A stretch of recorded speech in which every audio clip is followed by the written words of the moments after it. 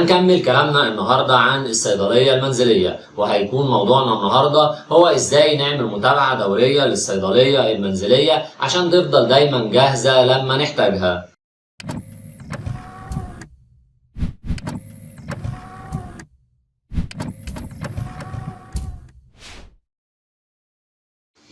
اهلا بيكم، انا دكتور ايمن المسلمي، ودي حلقه جديده من حلقاتنا على قناتكم دنيا الدواء، استكمالا لسلسله حلقات الصيدليه المنزليه. النهارده هكلمكم عن مده صلاحيه كل دواء بعد فتحه واول استعمال ليه. هنبتدي بقطرات العين. في نوعين من قطرات العين من حيث شكل العبوة المستخدمة. القطرات التقليدية الكلاسيكية اللي في قطارة ازازة ومتبرشمة بغطا، وتحت الغطا فوهة، سواء كانت الفوهة دي مفتوحة جاهزة او عند اول استعمال ليها بنلفها عكس الاتجاه، فبنفتح الفوهة دي ونرجع نلفها في الاتجاه العادي فبيبتدي يترفع الغطا ونستعملها. ده الشكل التقليدي واللي بتستخدمه 95% من الشركات المصنعة للقطرات. النوع ده من القطرات بيضاف ليه مواد حافظة عشان تمنع نمو البكتيريا وتحافظ على السائل من التلوث، وده لانه طبعا بيبقى عرضة للتلوث والميكروبات بعد فتح الغطا من عليه، وده طبعا لانه بيبقى اكتر عرضة للهواء بعد فتح الغطا. نادر جدا من القطرات المعبأة بالطريقة دي. النوع ده من القطرات بتبقى مدة صلاحيته بعد الفتح شهر تقريبا،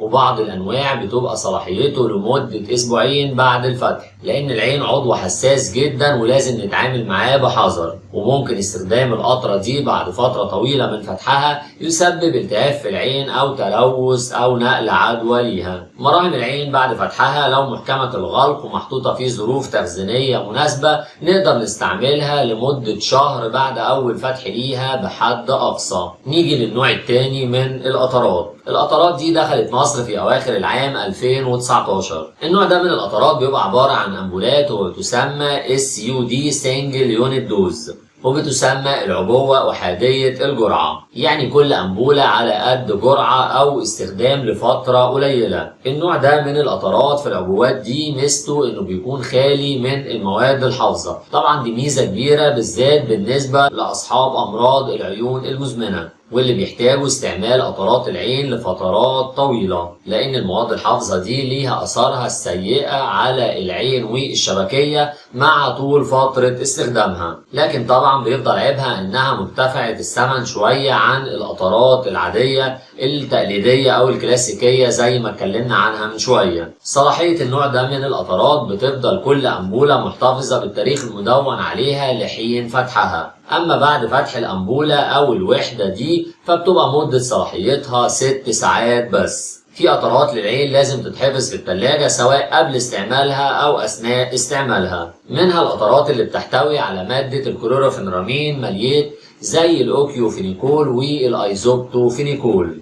كمان قطرات زي البتانول والكورنيتيرز، ومعظم القطرات المستخدمة في علاج الجلوكوما أو ارتفاع ضغط العين زي الزلاتان والترابتان وغيرها. في بعض النقط اللي بتؤخذ عن طريق الفم وبينطبق عليها نفس الكلام، لازم تحفظ في الثلاجة، زي النقط اللي بتحتوي على فيتامين د النشط 1 ألفا وألفا كالسيدول وألفا كارينو وغيرها. بعض أنواع الكريمات زي الداكتاكورت والبنسينول مفروض برضو تحفظ في الثلاجة. قطرات وبخاخات الأنف والأذن، ودي مدة صلاحيتها لا تزيد عن 3 شهور من تاريخ فتحها وأول استعمال ليها. بعد الفترة دي يمنع تماما استخدام القطرات دي، لأنها ساعتها ممكن تحتوي على ميكروبات أو جراثيم تتسبب في أذى الأنف أو الأذن. القطرات عموما سواء كانت للأنف أو للعين أو للأذن لازم يكون استعمالها بشكل شخصي، وده تجنبا لنقل العدوى من شخص لشخص.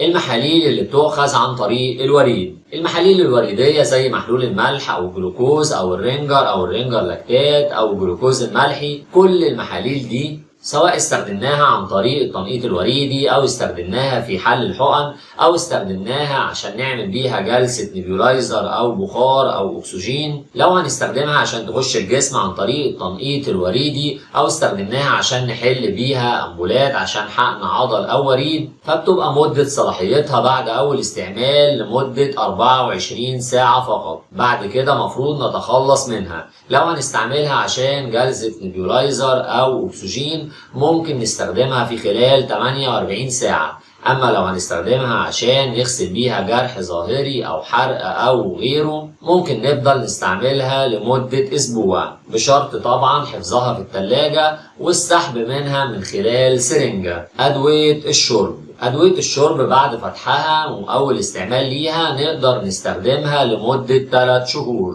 ده طبعا طالما ما حصلش ليها أي تغير في شكلها أو ريحتها أو لونها، وطالما ما ظهرش فيها أي عقارة أو شوائب. بنستثني من أدوية الشرب دي بس المضادات الحيوية. صلاحية معظم أنواع المضادات الحيوية بتبقى 10 أيام بس من تاريخ الفتح أو الحل بالمية. بنستثني من الأشربة دي المضادات الحيوية، فمدة صلاحيتها بعد الفتح أو حلها بالمية بتبقى من أسبوع ل10 أيام حسب درجة الحرارة المحفوظة فيها وحسب نوع المضاد الحيوي. بعض أنواع المضادات الحيوية بتبقى حساسة جدا للضوء أو الحرارة وبيسهل انحلالها وتغير تركيبها لو تعرضت لأي منهم. في كل الأحوال بعد حل المضاد الحيوي الشرب يفضل طبعا إن هو يحفظ في التلاجة ويفضل عدم استخدامه بعد أسبوع من تاريخ الفتح. الانسولين. من المتعارف عليه طبعا ان الانسولين يجب حفظه في التلاجة في درجة حرارة من 2 ل 8 درجة مئوية. مدة صلاحية الانسولين بعد اول استعمال ليه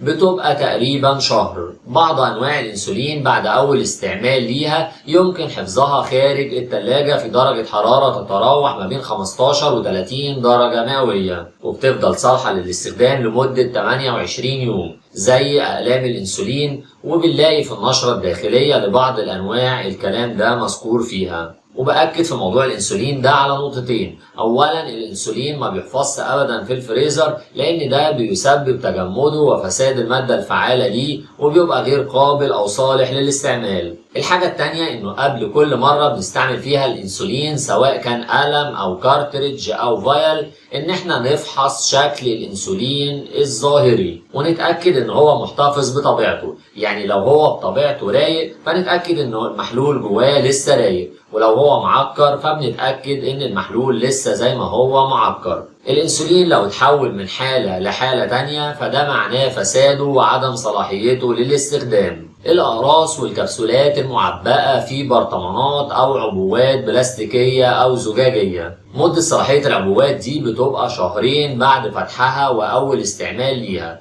ونوهت قبل كده انه دايما بيكون محطوط قطنة او جزء بلاستيكي صغير بيحتوي على حبيبات. فايدة القطنة او القطعة البلاستيكية دي انها دايما بتمتص الرطوبة من داخل العبوة، وده عشان تحافظ على الأقراص او الكبسولات من الرطوبة وتمنع فسادها. أنابيب الكريمات والمراهم. الكريم او المرهم مدة صلاحيته بعد فتحه واول استعمال ليه هو حد اقصى 3 شهور، وده طبعا في حالة إغلاق الأنبوبة بالغطاء المخصص ليها بإحكام عشان نمنع تعرض المادة اللي جواه من التلوث أو البكتيريا، خصوصا لو كان الكريم ده مخصص لمناطق حساسة في الجسم زي المناطق التناسلية. نصيحة أخيرة، دايما بقول إن احنا نحتفظ بالدواء في عبوته الأصلية سواء كان شرب أو أقراص وما نفتحوش ولا نفرغ منه إلا لحظة الاستخدام. كمان بنصح دايما ان احنا نقرا تعليمات حفظ وتخزين الادويه. النصيحه التانيه هي اننا دايما نطلع على تعليمات حفظ كل نوع من انواع الادويه اللي عندنا،